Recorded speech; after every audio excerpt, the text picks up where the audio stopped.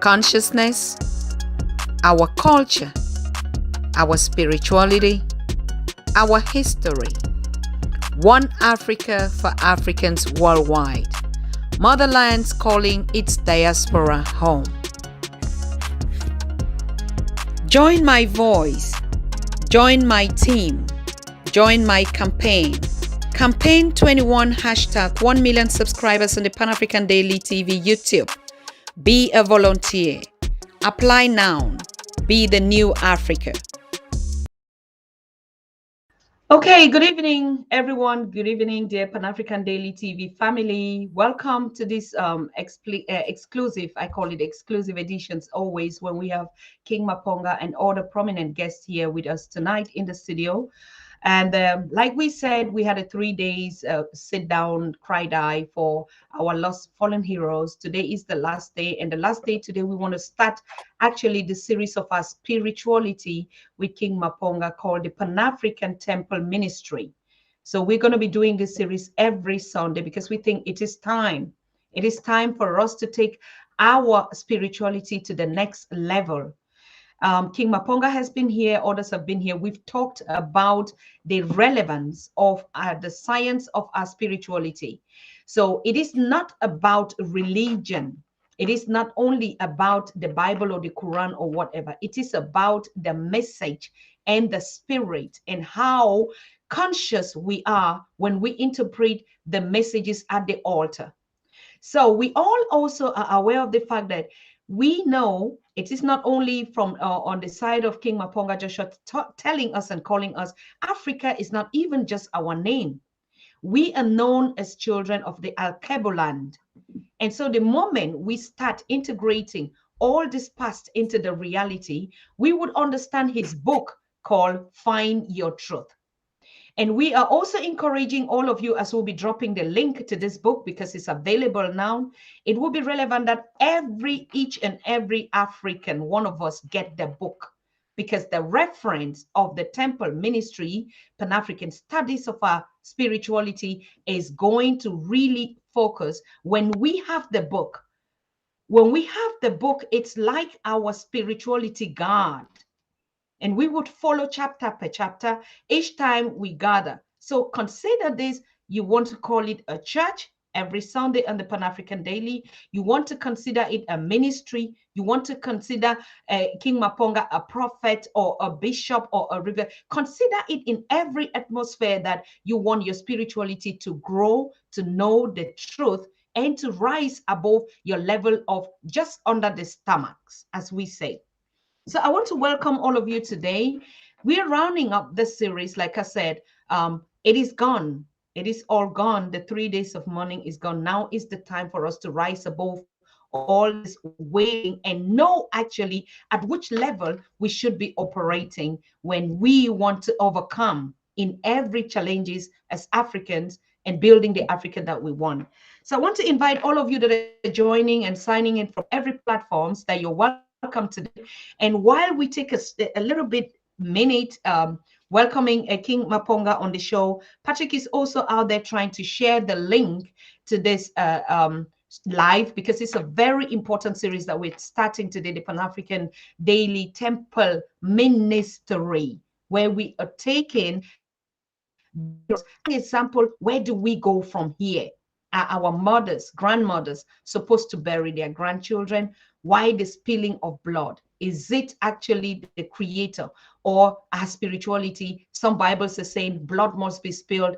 Now the bishop or Maponga is here to tell us about interpretation of the Bible and the African. So welcome to the show, my king. Welcome. Greetings to all of you, and peace and love to the children of the soil, and welcome to our brand new series where we will be thinking together. And I would want to state right on top of the program, why am I deciding to take this route in terms of our thinking? Many of us no longer have knowledge about our history, our heritage, and our traditions. Many of us have now become indoctrinated with Christianity, Islam, and some have even gone on to Zoroastrianism and Buddhism and other faiths that are out there. So this for me becomes a very, very important conversation as it begins to work with us from what we know to what we don't know. We want to work on the bridge of information between our African spirituality and also our biblical teaching, as many of us, even after learning Africanism, we still go back to become practicing Christians. So I would want to say we're not enemies. We are children of the same mother, and we cannot ignore the Christian community. We cannot ignore the Islamic community. But the agenda for the African children must be spoken in unison. Because until and unless we do that, Christianity and Islam remain the basis of war in Africa. Because then, as people believe, then they behave. Those who believe in Jesus then think those who believe in Allah don't deserve. And those who believe in Allah think those who believe in Jesus don't deserve. Therefore, we cannot undermine right on the onset that religion divides us, spirituality unites us. Religion divides us, spirituality unites us. That is the kickoff of what we're going to be talking about today. And you want us to start the series with the interpretation of the Bible and the African. So let's go. The sacred literature, as we have come to name it as the Bible, and many of us would know. I wish I could have the link quickly on my WhatsApp, then I can look it up before I get myself immersed in the conversation. Okay. I think he sent. Yeah, he sent. I'm sending you what he has sent, where you have to add it. If not, he is going to cross-post from the Pan-African Daily TV Facebook to your page, if that's okay. That's okay. All right. Right. So we firstly, our honorable Hotep Anti-Diop did an astounding work with proving that Africa is in Africa, and that Egypt is in Africa. Amazing how this history had been hijacked already by the colonial system to make it a Caucasian history, because Africans were deemed to be primitive, uneducated. Our history does not go beyond the arrival of the missionaries and the starting of the slave trade, which is only a history which would then make the African only be alive for the past 400 years, if not 500 years. But immediately you get into the archaeological studies, you get into studying the great Zimbabwe history, you study the great Kemetic history, the pyramids of Giza, you move over into the temples of Ethiopia, the clock of mankind, that is in Mpumalanga here, cradle of mankind, that is in southern hemisphere in South Africa here, the oldest bones that are on the face of the earth. They are not 400 years old. They are thousands of years old. Some of them are millions of years old. What does that say, therefore? It says that these people that you are talking about, in as much as you want to look at them now as primitive, as uneducated, as barbaric, you want to respect that their history is written in stone. And because it's written in stone, it needs us time, therefore, to go back and find out what were we before colonialism came. What were we before oppression came? We're not lying. Having said that, then we move one step backwards to say all the top religions of the world, which I will term for the purpose of this conversation, Abrahamic faiths. Abrahamic faiths. That includes Islam, that includes Christianity, that includes Judaism. I will restrict myself to those three for the time being, because they remain as the bedrock of what we might want to term the colonial package, which comes together with oppression to the African people. These three religions, which is Islam, Christianity, and Judaism, all of them have a single source, which they want to call an Abraham source. And through this Abraham source, we begin to now have the literatures that are coming out of that, mainly becoming the Torah and the Quran and the Bible. The translations and transliterations of these books could be a subject of another day. But the interpretation of these books becomes of fundamental importance, because depending on who is reading the text, then they will insert in the text the information that they want to insert to drive a certain agenda towards that which they want to achieve in the conversation. It is not a secret that we can all admit, therefore, that using the same biblical text, the African child, the Alkebulan child, found themselves subjected to theological misinterpretations. I can't even call them interpretations, which have distorted the history of the African and put the European Caucasian history at the center of the African spirituality, so that the African feels he is a subservient to a text that is meant to be relating his own history. Follow me very carefully. If we say, therefore, according to the European theology, that Noah had 3 sons, I'll start there because that speaks to history, that speaks to identity. If we go back to the Christian space and the Islamic space, which then would teach that the Judaism, which would teach that Noah had 3 children, the conversation starts at level B, because before we can talk about Noah having 3 children, we needed to talk about the ethnicity and the culture of Noah as the progenitor of the 3 tribes. Now in Christian space, then they say Noah had 3 sons. The first son was Shem, the second son was Japheth, and the third son is Ham. And through the Hamites, then they want to say the Cushites, who are the Africans, come from Ham. Then the Asians and the Easterners come from Japheth. This includes the Indians. Then the white people come from Shem. Amazing.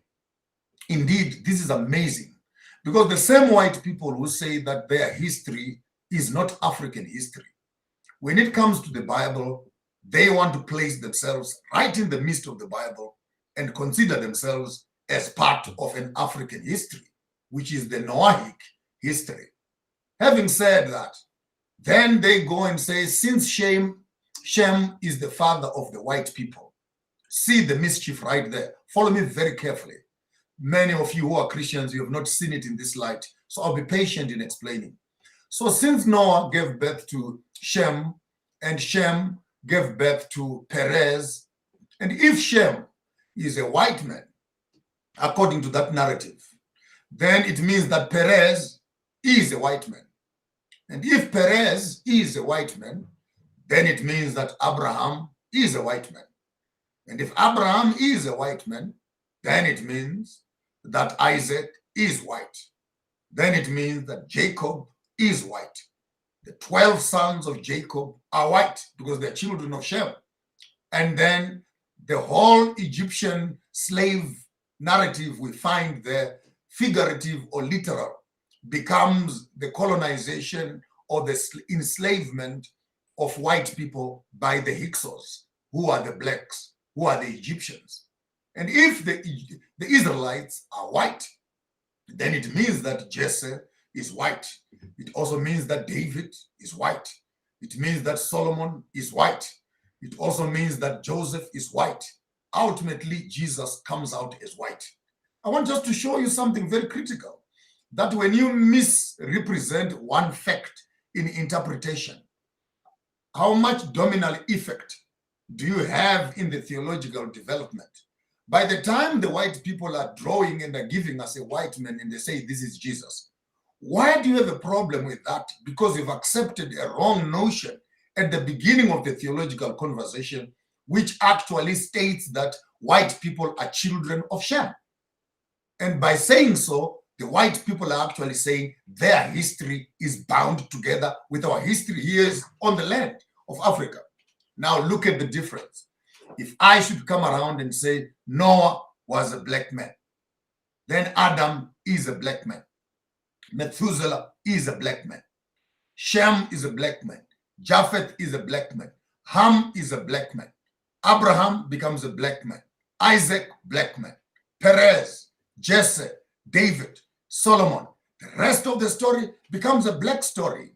And as such, when we begin to understand that this narrative we're discussing of an African text, which happens here in Africa on the river Niles, on the plains of Africa, and it is shipped into Israel, where it becomes Judaism under the Torah, then moved from Judaism into the Catholic churches, where it becomes Romanism, gets into Ethiopia, where it becomes Orthodox, moves into Britain, where it becomes Anglicans and Reformation theology, moves into Germany under the Gutenbergs, where the Lutherans and etc. Martin Luther begins the Reformation there under the Lutheran Church. Then it is shipped over into America, where it becomes Gassolalia and Pentecostalism and charismatic churches. Then around 1901, 1902, when the gospel is coming back to Africa now as missionary gospel, you are looking at a translation of an African text into a Jewish text, into an Ethiopian text, into a Roman text, into a British text, quote unquote, because that's where the King James Version is coming from.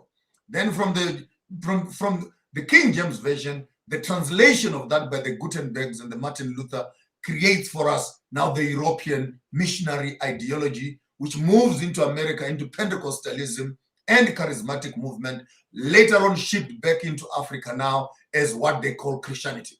But right now, what they call Christianity has 37,000 churches. 37,000 churches standing strong. All of them are struggling with one devil, one Bible, and one Jesus. I'm focusing at the Christian space right now. So that ultimately, when you look at translation, it is not just a matter of reading the text. We do this so that as African children, we can stop pontificating and glorifying white theology, which relegates, which abuses, which insults black color, which insults black people, and imposes white people as superior to the black nation. And as such, you find that Christianity, when it is taught from that perspective, it always makes a white man a relative of Jesus.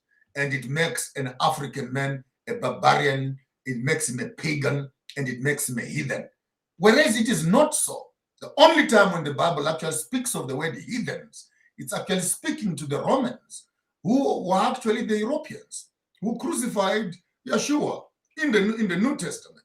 So how can we sit around and we glorify the reading of a text which oppresses us when it says slaves obey your masters? Well, it's nice to read that verse, slaves obey your masters, but it depends who is reading it. If I'm reading it as a black man and the passage is saying slaves obey your masters, who is my master? And if a white man is reading that, slaves obey your masters, beat your slaves as long as you don't kill them, who is the master?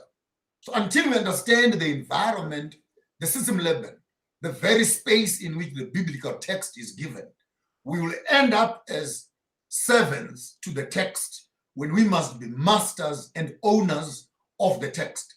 The white man does not have a totem. We have totems. They call him the lion, the lion of the tribe of Judah, which means he's Mtaum. He's of the lion tribe. White men don't know anything about totems. White men don't know anything about polygamy. White men don't know anything about herbs and etc. White men don't know anything about when your brother dies, you go there and make children for for your brother who has passed away. Therefore, you can see from the culture that is included in the text itself that it is not a European culture. But firstly, we need to admit that this is an African narrative. For those who want to take it for theology, it's an African narrative of theological exposition. Those of you who want to take it as folklore, it is an African folklore story discussed for the Africans. Those who are historian It's an African story extrapolated and taken from the Kemetic knowledge system, which is written in our ancient Egypt. Therefore, in one sentence, whether these stories are true or false, whether they are fables or they are parables, but the fact that these stories are located and situated on the African soil, it will be negligence of the highest order if we can allow colonialists to colonize us, even to an extent of colonizing our history and taking our history and retelling it to us like it is their own story, when in fact this is our own story ourselves as African. That gives the passion for this presentation, that we cannot sit and wait for some white Germans, white Europeans sitting in Canada and in America and in Europe to be writing laws of theology and how to interpret the Bible, which they don't know, they don't own, and they don't share a history with. It's for that reason that I want us to, just for once, to have an opportunity where we can address head on, where do we belong as Africans, if we are to take the biblical text as a source of faith, a source of truth, and a source of wisdom, economic power, ultimately political freedom. When are we as Africans going to move away from the Egypt, the Babylon of our oppression, to the promised land, whether it is an ideology or it is a reality that needs to be visited? If God gave the Israelites Canaan as their promised land, what has the same God given the Africans? If God gave the Israelites Canaan, what has the same God given the African? I think that's the point of reflection where we are going in to begin to assess how do we interpret the words that are given to us. We had a sister who said something 2 days ago, and that actually pricked our attention to, like, we are not dealing actually with human and flesh. So, like, we're not dealing on people to people. We're actually dealing with some other forces that are beyond, like the Bible would say, the principalities of darkness that are actually involved in all races. And so she made mention of a quotation that I would like you to maybe expand on, when she said, if you will be taught the 10 commandments, then you're not human, because the 10 commandments is what makes a human.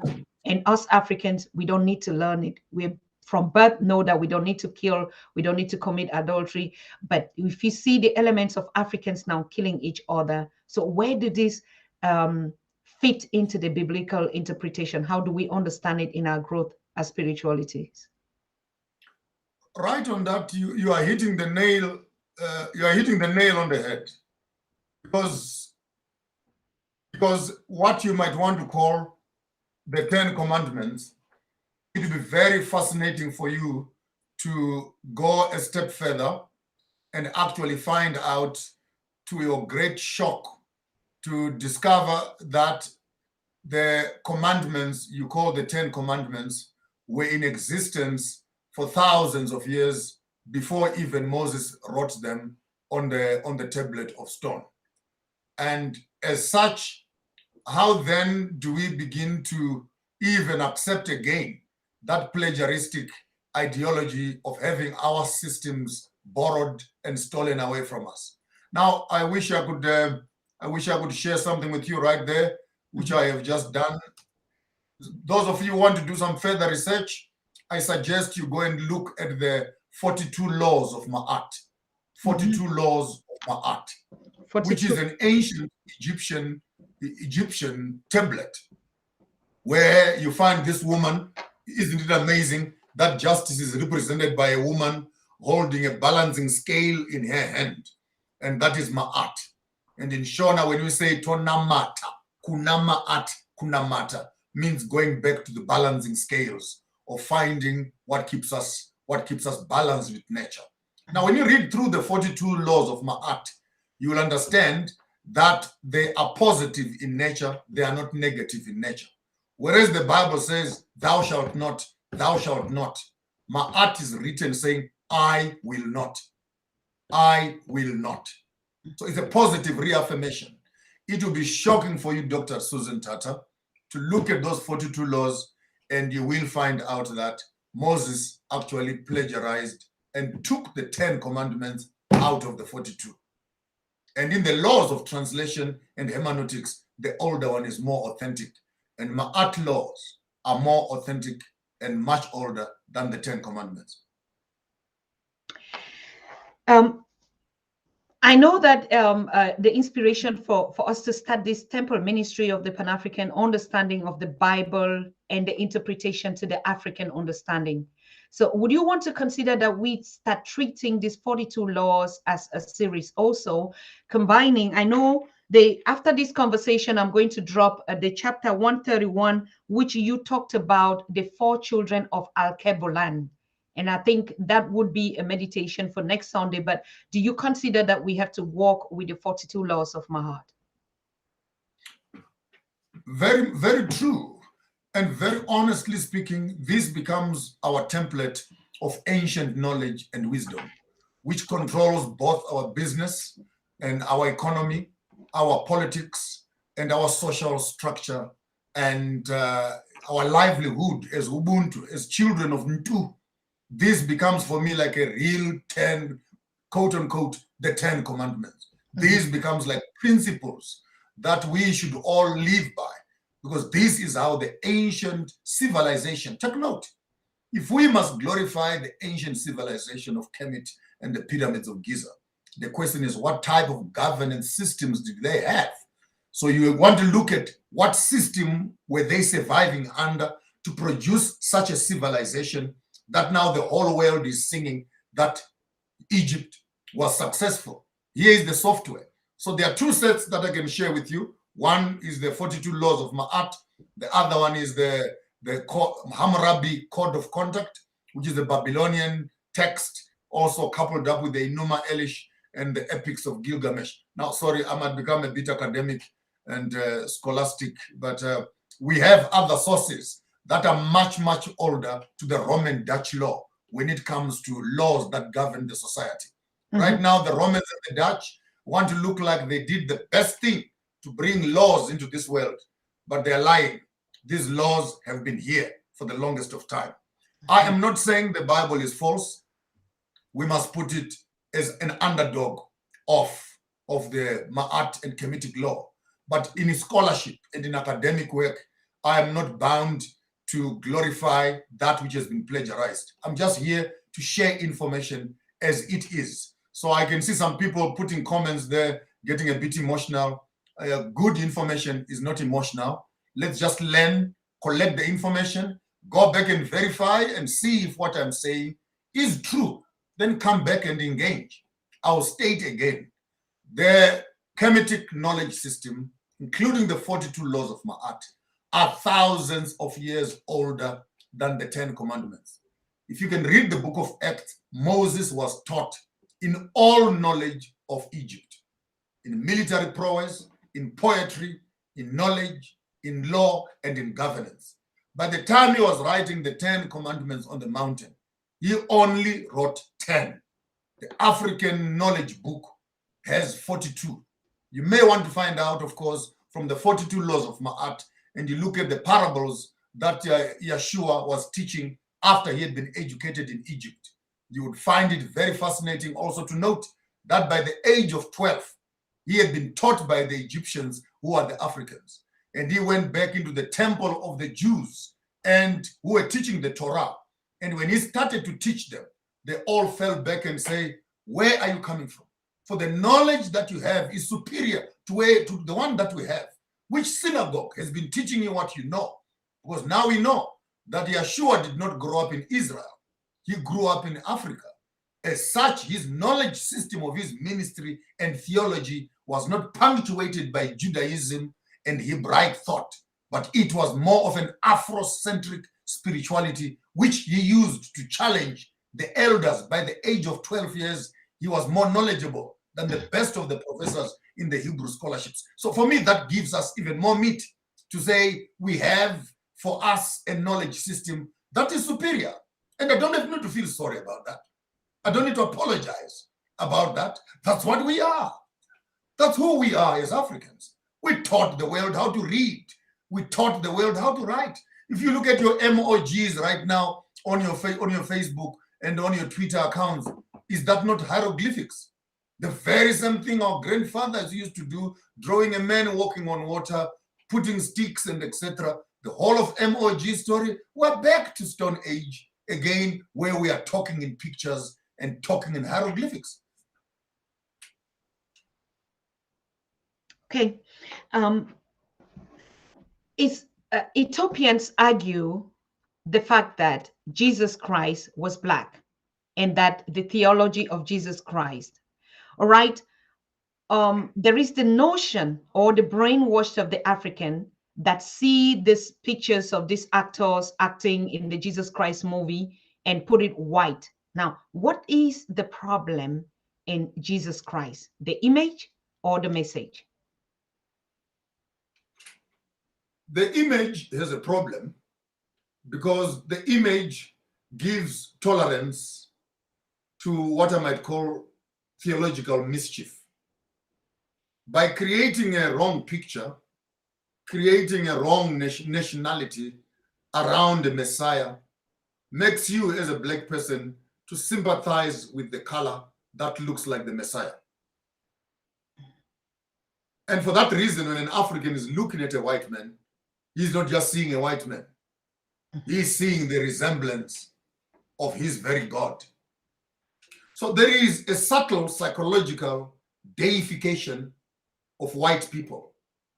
And all this is coming from the religious junkyard, where we allowed rubbish to become part of theology. By the time people are in practice, we wonder why Africans behave the way they behave when they see white people.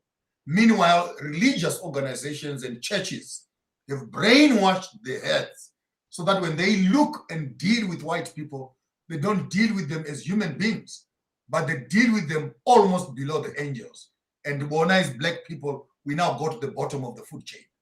So there's a problem with the iconography of a white Messiah, for it gives one colonial nation advantage over the owners of the text, and that is theological misrepresentation.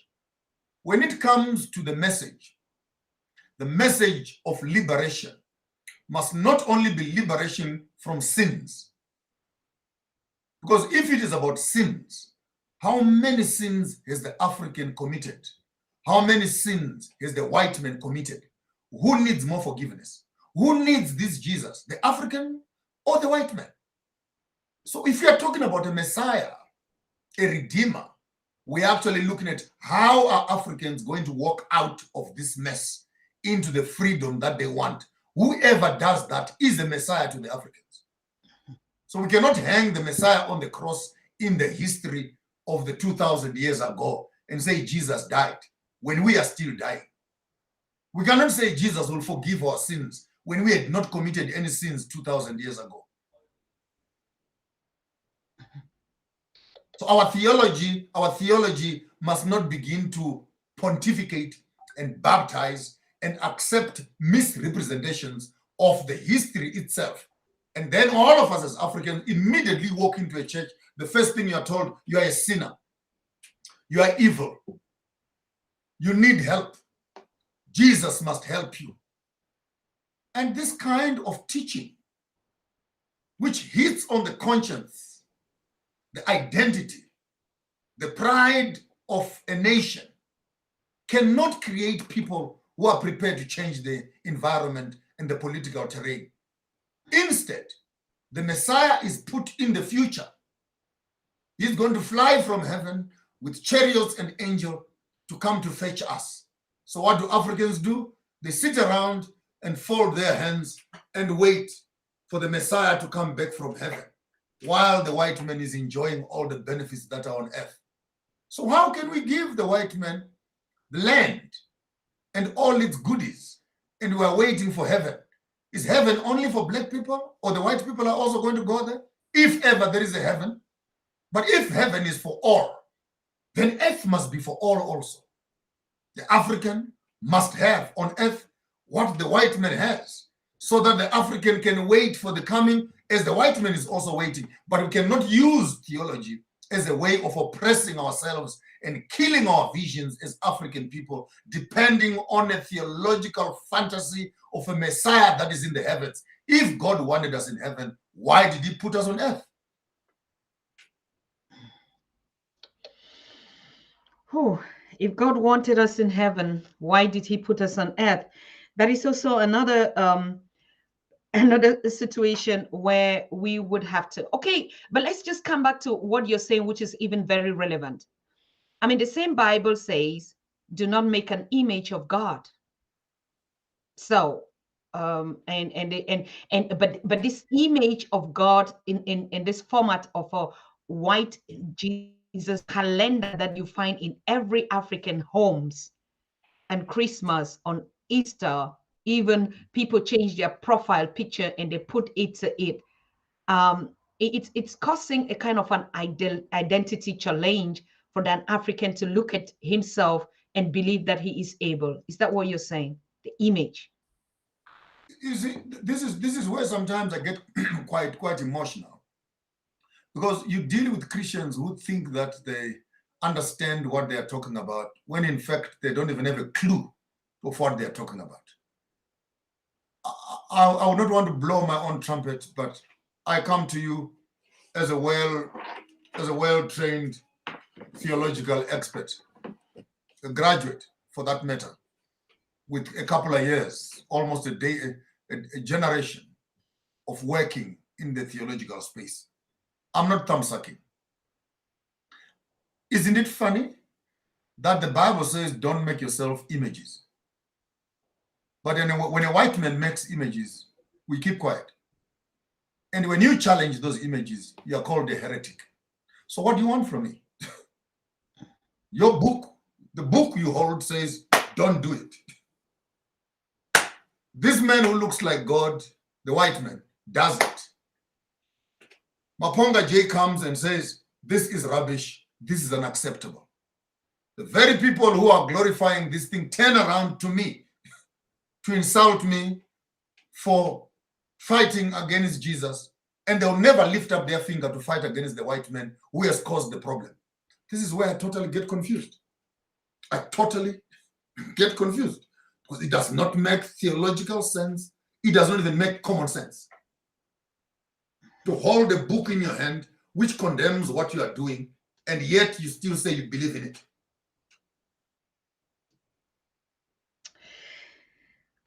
The amazing thing, or how do I want to say it? Let me just take like Desmond Tutu, Reverend said, or is it Jomo Kenyatta who made that statement to say, when the white people came to Africa, we had land and they had the Bible, and they asked us to pray. And when we close our eyes to pray, before we realize, we were in the boat and they were on the land. Do you really think this quotation makes sense to an African that is not conscious? We cannot run away from that, because it's a reality and it is truth that we have more churches in Africa than we have hospitals. We have more churches in Africa than we have schools. Even some of the churches use the very schools for religion. We have more praying in Africa than doing. So at the end of the day, religion has become the opium of the people. It has become a drug of the highest order. That where people must be working and actively being involved in transforming their economies, they would rather block off some days to pray. But if that illustration, for what it is worth, I could use it myself, of the African closed his eyes to pray when he woke up, he had the Bible and the white man had land. Then in this case, the African must own the book twice. We bought it with our land. Number two, we own it with our history. And therefore, we are collecting everything back to ourselves as Africans. And hence the book that I'm now writing, the Bible that I'm now writing, the gospel, according to Maponga J, it's a long, short attempt to begin to walk back into the scriptural text as wisdom literature and extract from it the lessons, social lessons, the economic lessons, the political lessons, the identity lessons, the heritage lessons that have been preserved in these books. But because of the colonial education system, we fail even to see the most basic of this information. I'll give you an example. The parable of the sower. A man went out to the field to sow his seed. Some seeds fell on the ground of the road. Some seeds fell on the rocks. Some seeds fell on the thorns. Some seeds fell on fertile ground. Those that fell on the road, the birds ate them away. Those that fell on the rocks, when the sun came out, the roots dried. Those that fell in the thorns, they grew up but did not have fruit. But those that fell on fertile ground, there was a good harvest. Now, it picks such a beautiful story and say, okay, let's not talk about that. Let's talk about this as the economies of Africa. Which economies are road economies? Where when you put your investment, people will steal it and take it away. Let's look at the rock economies. Economies that are just looking nice on the top side, but at the bottom of it, there are rocks which they cannot permeate through. So in as much as we have our budgets and economies on the top side, we cannot penetrate to have roots in our own economies. At the end of the day, we're actually being burned by the sun, which are natural events that are coming upon us. Those that are in the thorns, let's look at our economies that are busy hiding behind European budgets, hiding behind European, pats on the back and etc. When it comes to a time when they must show value to their own people, they don't have it. Ultimately, let's talk about an economy that is planted correctly on the ground so that it can harvest. We can harvest 10, 30, 50, 60 fold, creating enough food for our own children and etc. This can be looked at from the economic side. This can be looked at from a political side. This can be looked at a personal level in terms of character, the quality of your mind and heart. Are you a rock? Are you rocks? Are you thorns? Or are you fertile ground? At the end of the day, when the African is reading such a text, you cannot just be looking at it purely from a religious perspective, because within the same parable are critical, social, structural information, which if we can take it with a correct understanding, we can actually know how to build churches, how to build communities, how to build political societies, how to build countries using the same text and say, how do we move our seed from the road, from the rocks, from the thorns, and put our seeds on fertile ground? And then we qualify what can we call an economic fertile ground, a political fertile ground, a spiritual fertile ground. Therefore, when you read that text, therefore, you don't read it so that you can preach on it. You read it in parliament and say, here is how we are going to implement the strategy of the soul. For me, that text begins to make sense. It belongs to wisdom literature. Absolute. Another issue is talking about the geographical space in the Bible. I know we have Elder Robbie, who is also out there trying to connect to you. He's also going to be probably in this series on the Pan-African Temple Ministry. And others, even Muslim scholars, are going to come here, because this is a conversation, like you said, you started even last year. You'd been asking us to start this series because that's where the generational, whatever misunderstandings have to be cleared from this bottom, because majority, I can say 80% are in the churches. And so how do we transform this 80% in these churches to get the right truth? That is the purpose of this ministry to the African. All right, geographical space. I go to church. If you look even in the past, I'm taking a case study.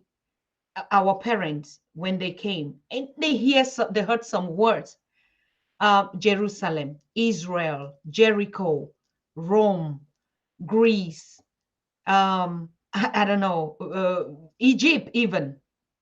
To be honest with you, I can clearly say that our parents that followed this religion don't believe that these places are on earth. Don't. Even Christians that are in churches today don't believe that Jericho, Israel, and this, even when they hear the stories about Israel. Number two, Rome and Paul going through this. People, do you think some Christians actually are conscious of the fact that it is the same Rome that we're talking about in Italy here, or it's just a space or an illusion?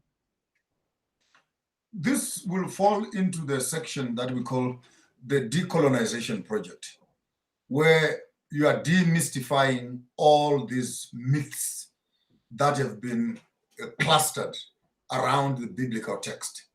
So that if today, for example, you are talking about, for example, the book of Daniel, where it tells you that there will be a little horn, there will be Babylon, the kingdom of Rome will deceive everyone on the face of the earth. It will force everyone, rich and poor, not to buy or sell until the mark of the beast on their heads. And you actually understand that Rome is actually used in that passage, and Rome is the mother of Europe. It is out of Rome that you had the 10 kingdoms that broke up to form Europe. These are the Visigoths, these are the Ostrogoths, these are the Herulis, these are the Vandals, these are the Anglo-Saxons, these are the Suevis, these are the Germans, and etc. So the whole entire European empire was a breakaway from 321, from the greater Roman Empire. So when the Black Book talks about the Romans, it's purely talking about the Europeans. So when you look at the people who crucified Jesus in Israel, we're not talking about black people who did that. We're looking at the Romans who did that. And it was illegal for Romans to crucify another Roman. So it would be funny that Jesus was a white man who was being crucified by fellow white men. That does not make sense at all. Because otherwise the other man who helped him to carry the cross, Simon of Cyrene, he was only brought in there because he looked exactly like the one that they were crucifying. So you begin to look at this demystifying of glorifying Rome. Of course, under the Roman Catholic Church, they've done a public relations business next to nothing. Well, literally, they've been trying to repair the image of Rome. But we know from academic spaces that from 538 to 1798, 1,260 years, the Roman Catholic Church was killing in the time which we call the Dark Ages. Rome has more blood in her hands than all the wars put together. And to date, the other day you saw in France, France alone, 300,000 raped and abused children from just one diocese in France. If we should look into Germany, into Europe, into America, into Africa, to conclude how much abuse has gone on under the Catholic Church, I can almost feel like declaring that the Roman Catholic Church must close down and the Pope must step down and be taken to the international court system to go and answer for the crimes against humanity. But again, when you talk about Rome, people tend to think that this is only appearing in the Bible. It's not appearing in real life. The Romans are the Europeans. They are the Caucasians, the Netherlands that are giving us trouble up to now.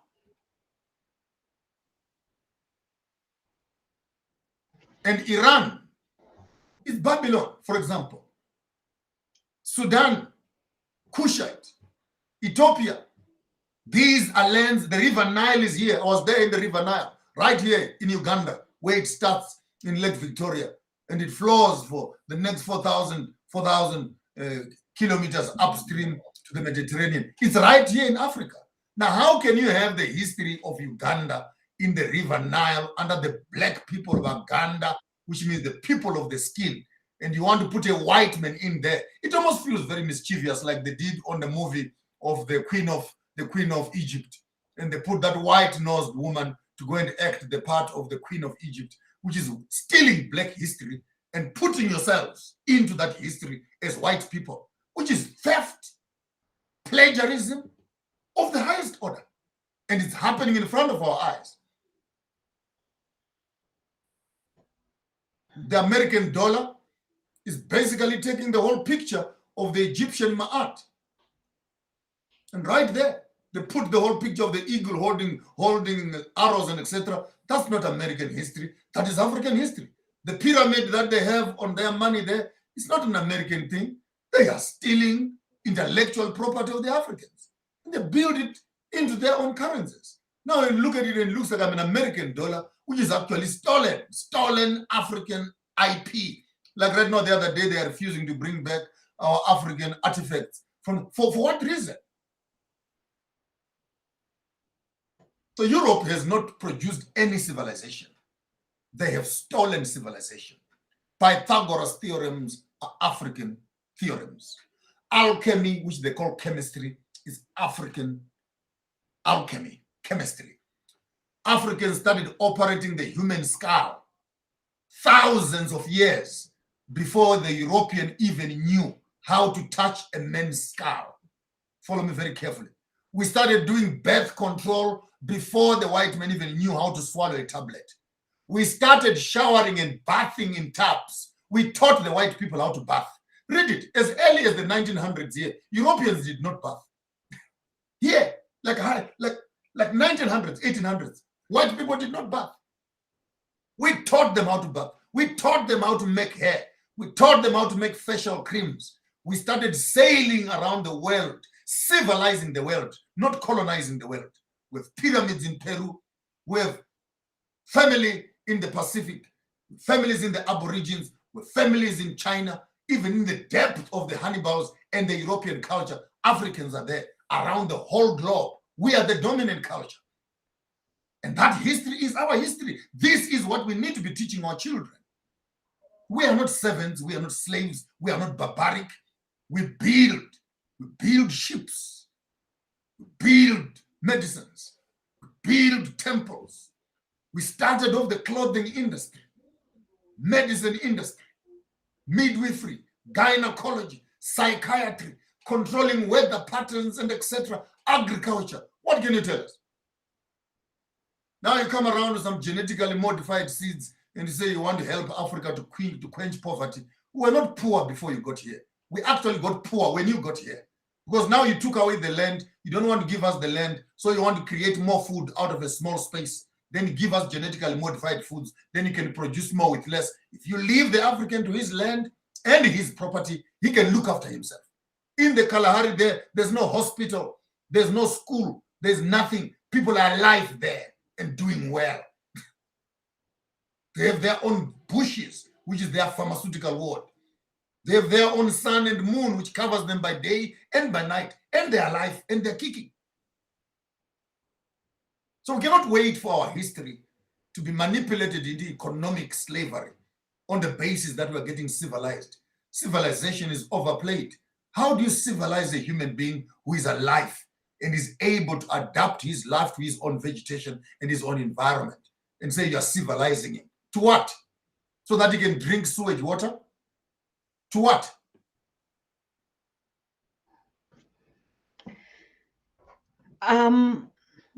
Thank you very much, King Maponga.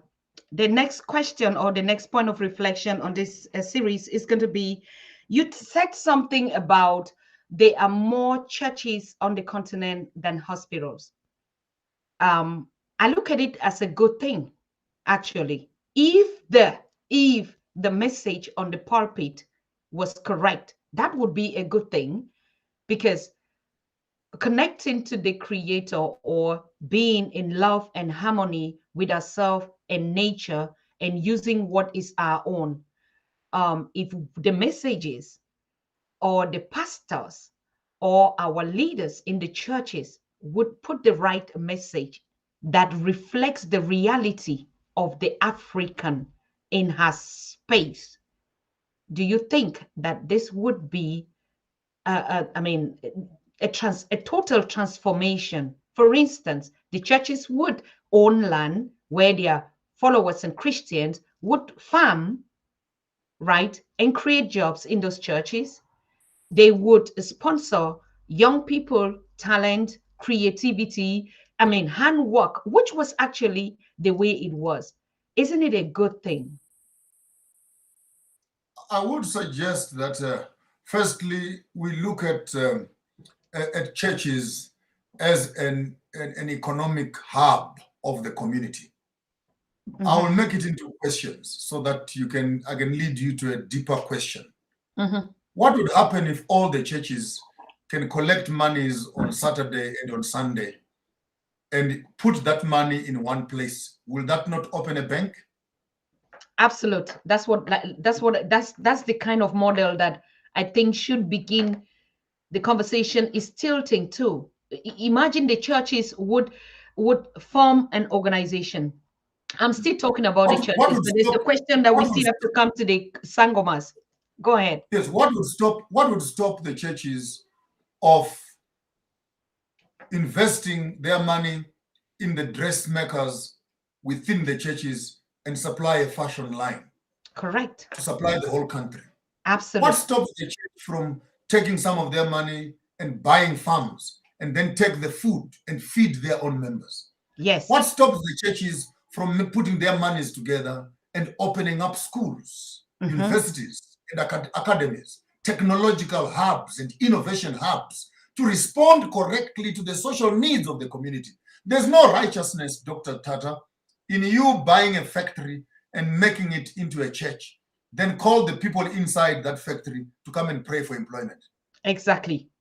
There's something wrong. There's something the wires are not connecting together right there. Because if I were you, I would rather have people employed, then the profits from that, I can then create a church. So for me, I'm not saying we must close down the churches, but I think our pastors, if they are listening to me, and you are going to survive beyond 2025, 2030, you better start listening to what I'm saying very seriously. Convert your congregations into business units. Respond directly to the social needs of your community. The orphans and the poor and the widows must be protected in your church. Create Absolutely. food baskets in your churches. Create economic hubs in your church. Collect all your tithes. Yes, collect all of it. Then make a community bank where members can come and borrow the money that they've contributed as tithe to start businesses and etc. Create models that will respond in the 21st century. The model of the past of a pastor collecting money, putting in the boot of his black car and run away, that time is gone.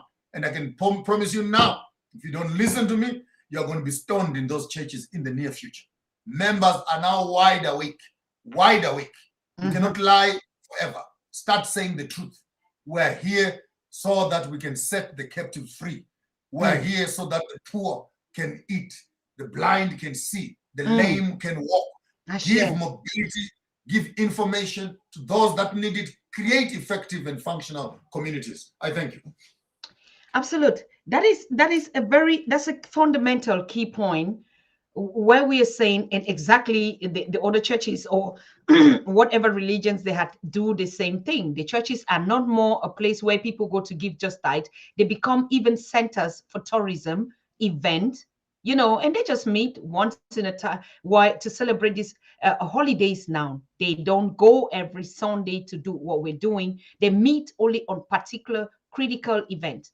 But also the churches play the role of the governance in the role of the governance. What should the churches or our congregations be teaching, particularly like voters, what kind of politics or politician they should vote? Isn't it also the role of the church to teach these congregants about voting processes? What is taboo in it?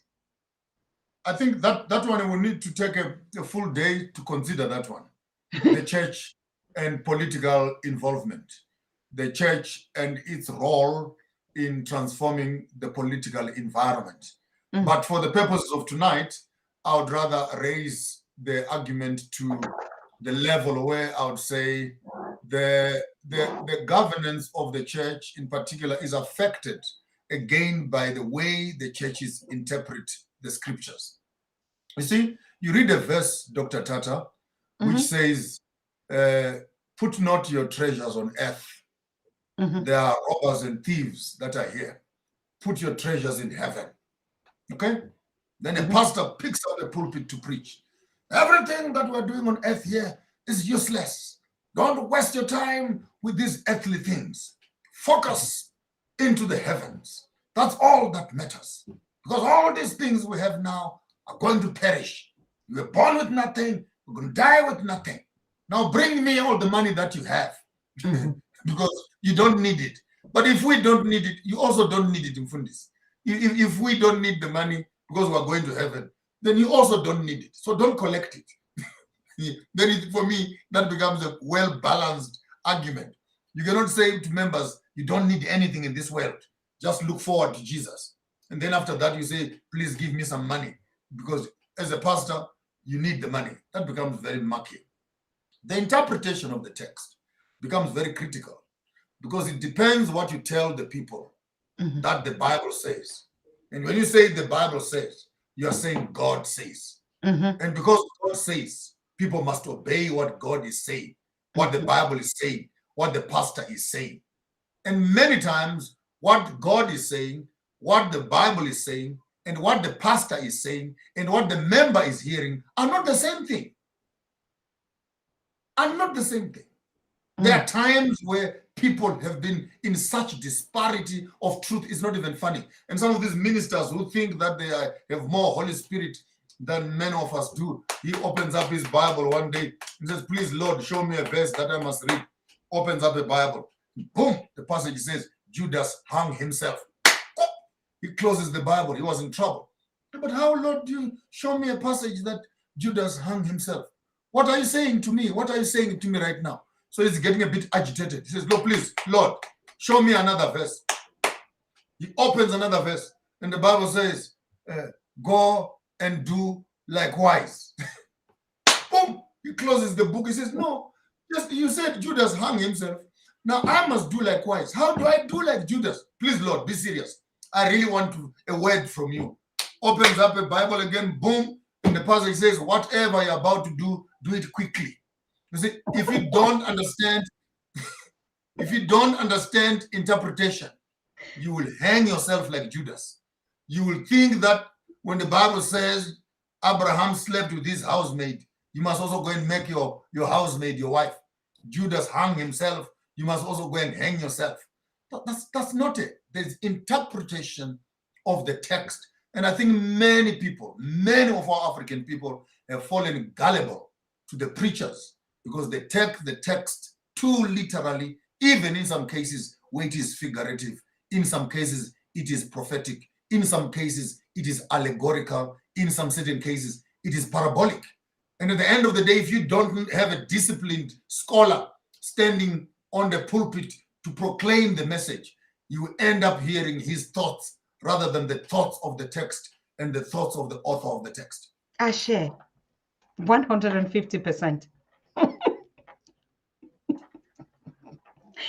150%. I mean, it's going to be like, yes, somebody wrote in the test, it's going to be like, Susan or Joshua Maponga is saying, not the Bible is saying. Okay, but if we take, I don't know if I saw this 2018 or 2019, where the president of Uganda, Paul Kagame, said, until you have a theological Rwanda or Uganda? Rwanda. Until you have a theological degree, you are not qualified to be a preacher on a pulpit. I mean, like this kind of, I'm called a man of God. And so if you're charismatic and you can motivate and inspire and you can be eloquent, you can preach. I think that response for me was very, very apt and decisive. Because if you remember very carefully what was happening at that time, is the time when people were drinking petrol, people were eating flowers. In South Africa here, people were eating snakes, and people were being doomed.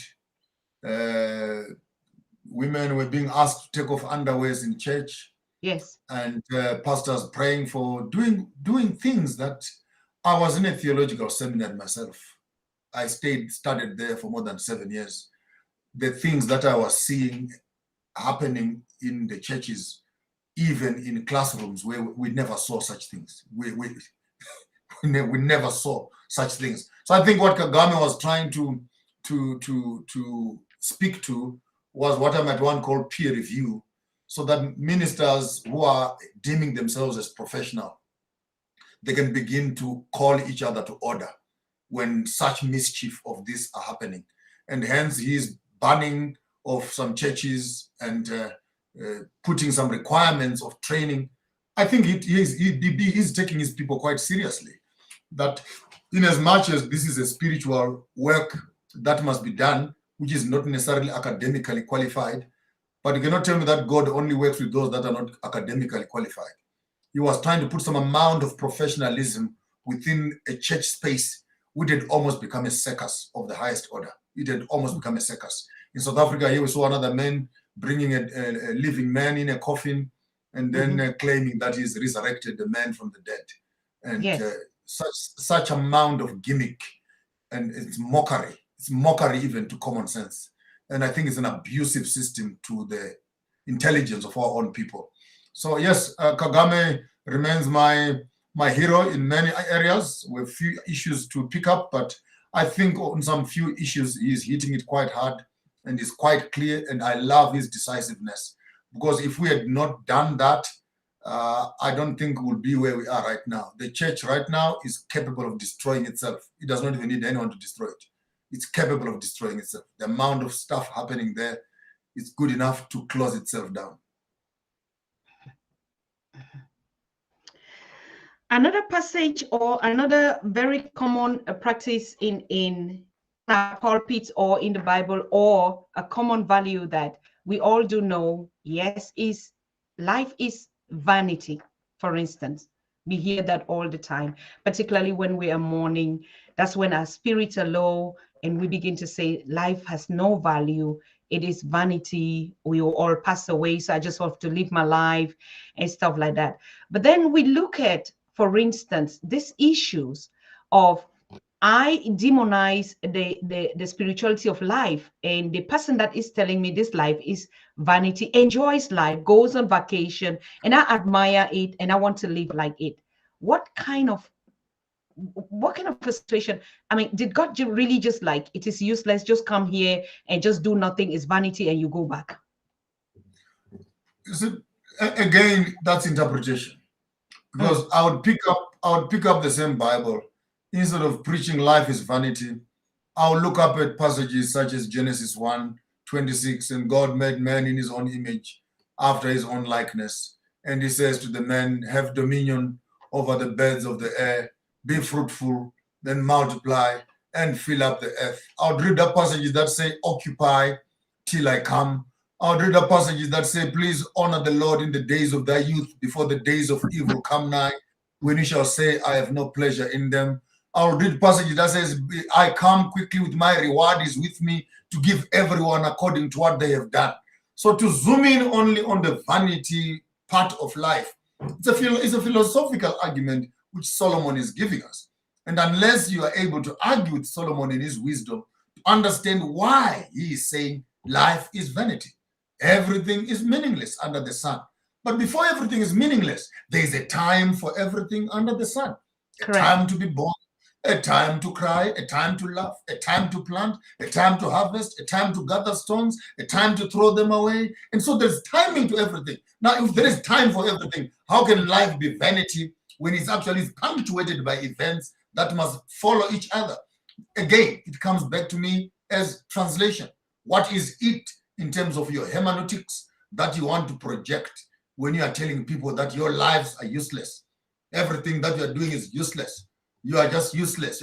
Hence, I'm talking about this gospel that squashes the humanity of human beings, reducing them to useless pieces of members who are sinners, who are vanity, who will die and rot, and maggots will eat them, and hell is waiting for them to bend them if they don't accept this gospel. Now, what type of a life do you think you walk away from that church if you must go to town and live? Will you think you ever build a house? Will you ever do anything with yourself when your software has been vandalized to an extent that you cannot even put value? If you cannot put value on yourself as a human being, can you put value on anything? Mm-hmm.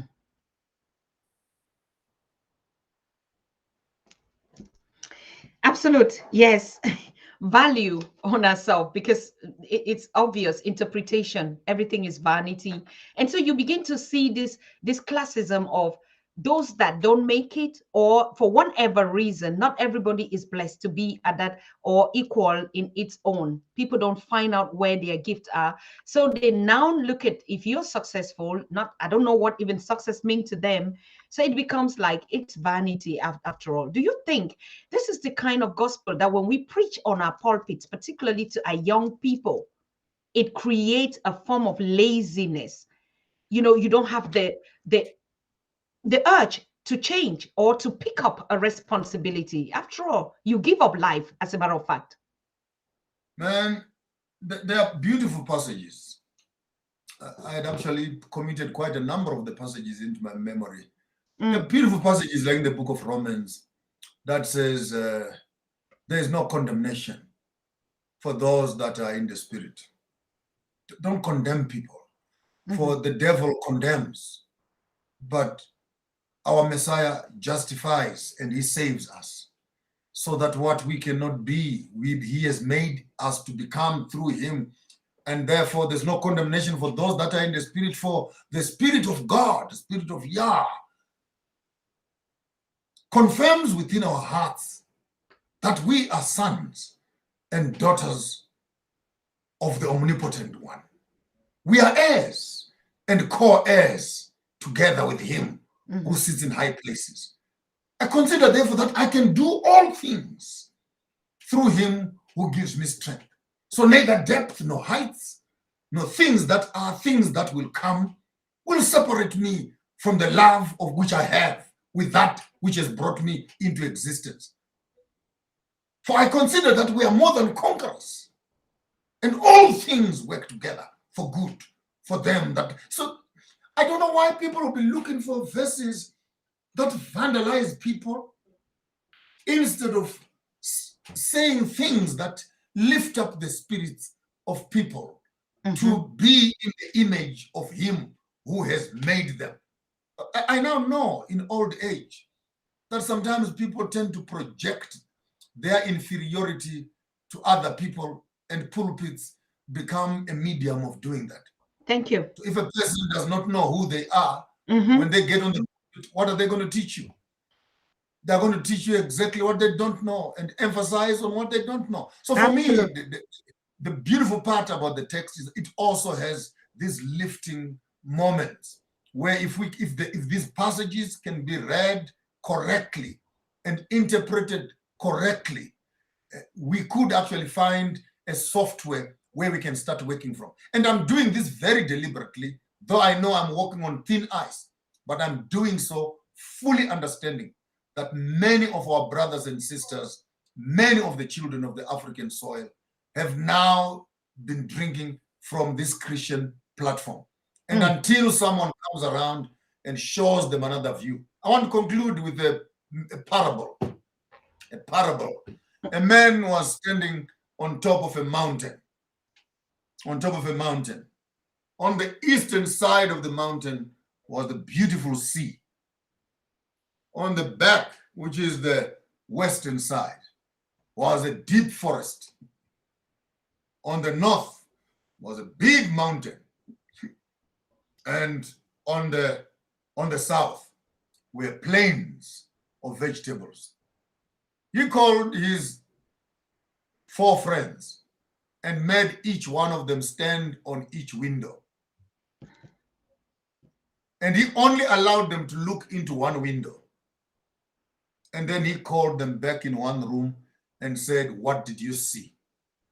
This one says, "I saw the sea." This one says, "You are lying."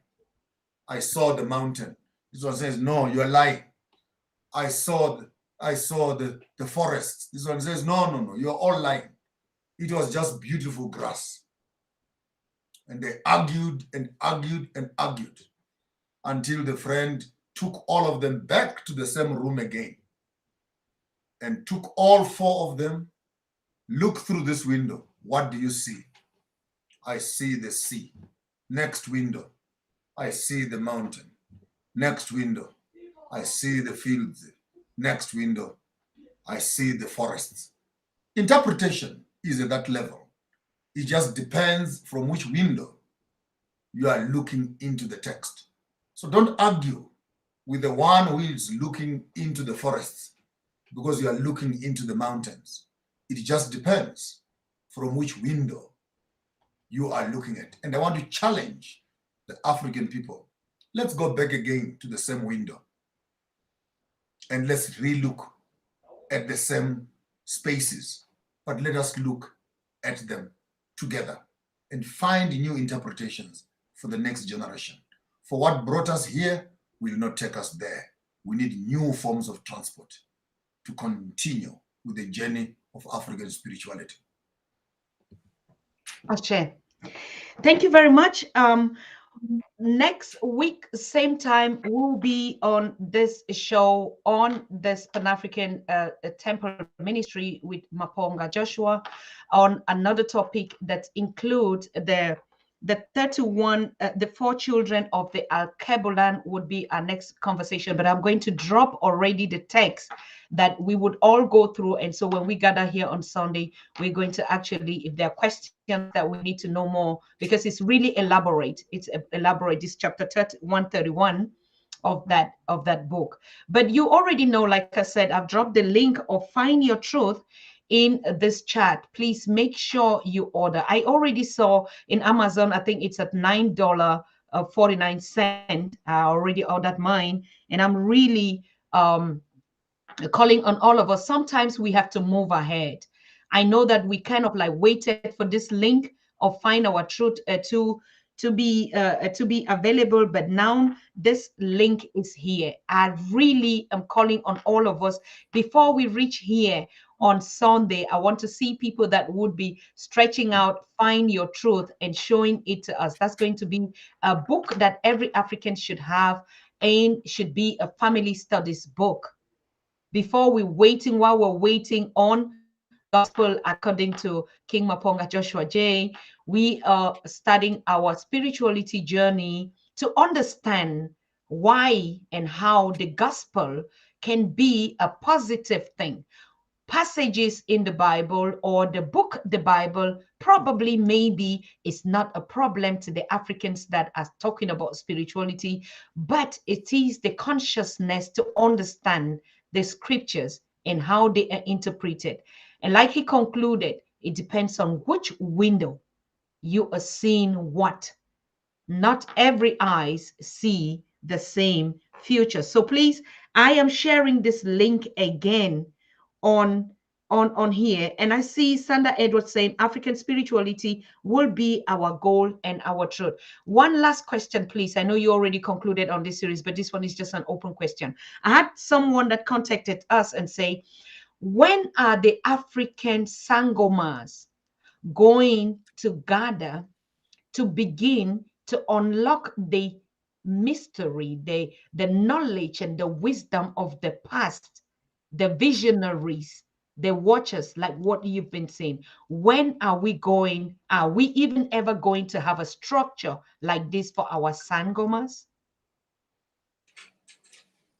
There is a mobilization in the South, some meeting of some sort, and some rituals which are being gathered for the cleansing of the continent, seeking for solutions of forgiveness, which are actually happening here in South Africa quite rapidly.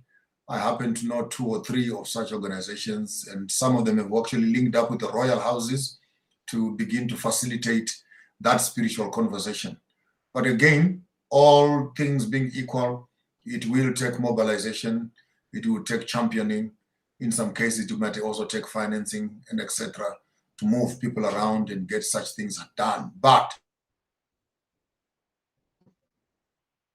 could be that every country can perform where they are, and we will meet in the atmosphere. So we don't necessarily need to come together in one place. If you can have representations in each country performing the same ritual at a certain time, I think it will actually unlock the energies of that at that level. Exactly. Inasmuch, again, while I'm saying that, the book of Kings, when Solomon is dedicating the temple, he says, when your people, they've been taken to lands afar. This is for the people in diaspora. When they've been taken to lands afar, and they should pray facing this your holy hill, please hear them. So prayers have a physical direction and a GPRS. And no matter where you are, when we should focus our prayers in a certain direction, and all of us are in that unison, I believe that the gods of the land will hear us. I thank you. Thank you so much. Thank you, Bayete, my king. Thank you, thank you. The question is the book on Amazon electronically on Kindle? Yes, it is on Kindle. The link that I sent to you, let me just put the link again because it has been scrolled down. You can have it on Kindle because I'm ordering my own. Naisha also, Patrick Kasirim, all of us are ordering for the Pan-African Daily team individually, and it is on Kindle from what I saw. Let me just drop the link again. It is on Kindle. If you even just type "Find Your Truth," Maponga Joshua, you're just going to see that's the first thing that Google, I think they actually placed it well on the first tab. You're going to find it there. That's also where we got the link, but I'm dropping the link again. Pay attention to it now. There we go. Yes, it's there, right there.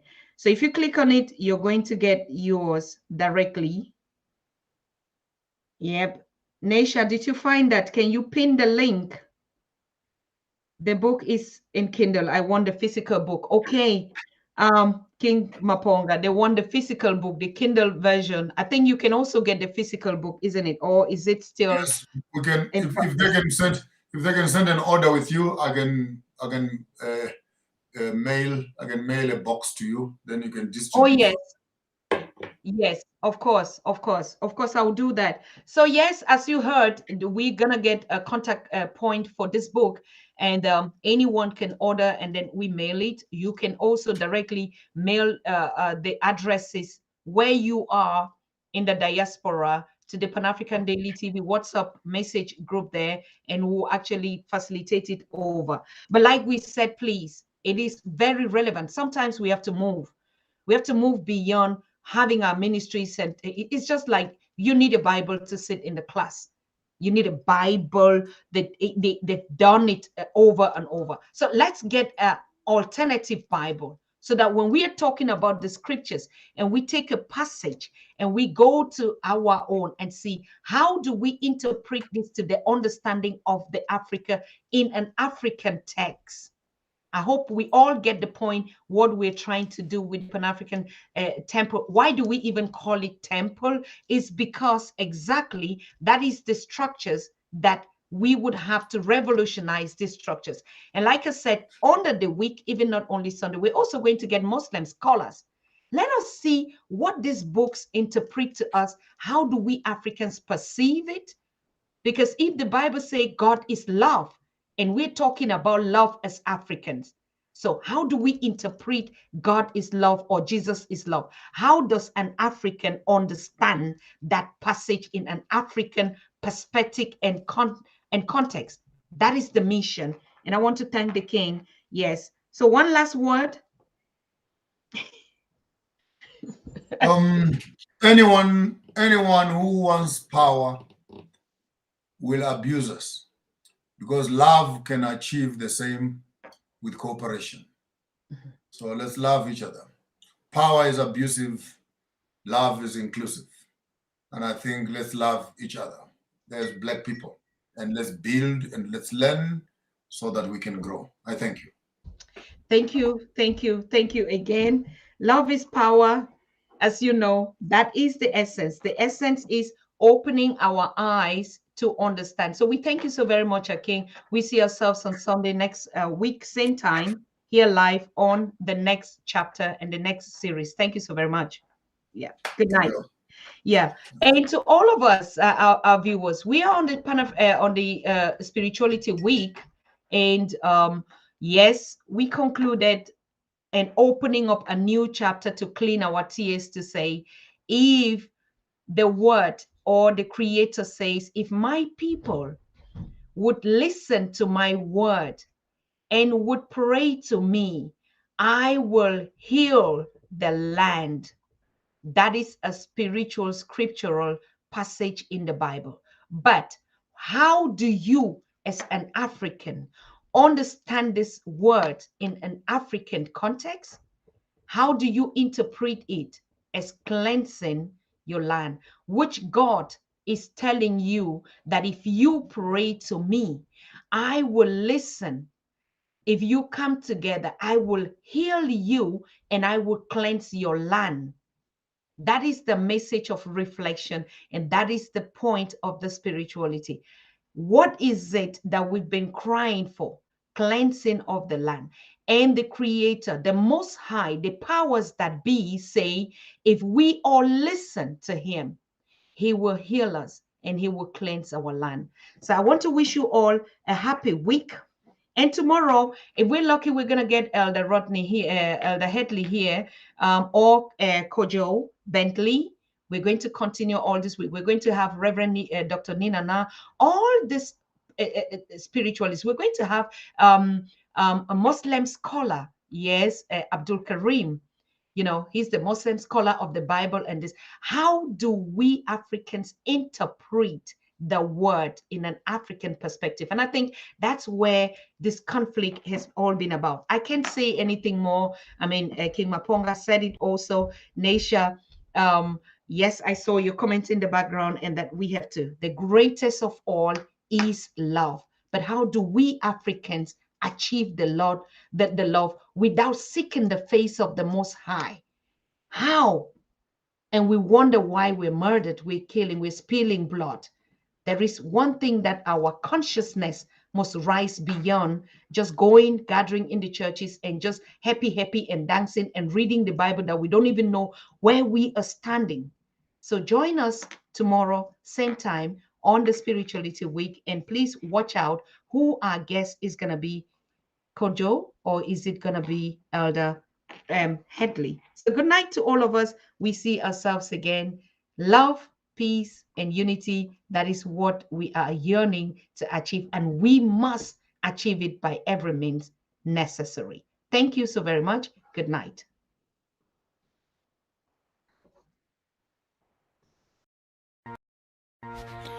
You are watching the Pan-African Daily TV with Dr. Susan Tata.